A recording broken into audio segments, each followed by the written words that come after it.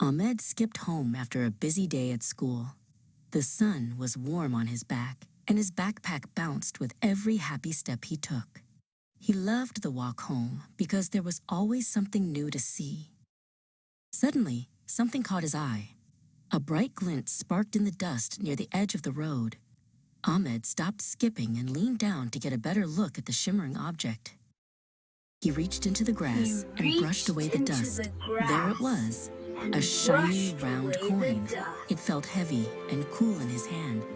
Ahmed had never found a treasure like this before. Ahmed stood tall and looked around the busy street. Near the corner bakery, he saw a kind man named Mr. Bashir. Mr. Bashir usually had a joke to tell, but today he looked very different. Mr. Bashir was standing by the shop door, looking very worried. He was patting his coat pockets and then his trouser pockets over and over again. He kept shaking his head and looking at the ground. Ahmed looked at the shiny coin in his hand and then at the worried man. He knew exactly what he had to do. He tucked the coin safely in his palm and started walking toward the shop. Ahmed reached the shop and waited for Mr. Bashir to look up.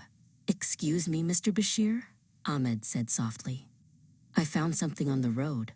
Did you lose this coin?" He opened his hand to show the gold. Mr. Bashir's face lit up like a sunrise. A huge, happy smile chased away his worries. "Oh, thank you, Ahmed. Yes, that is mine.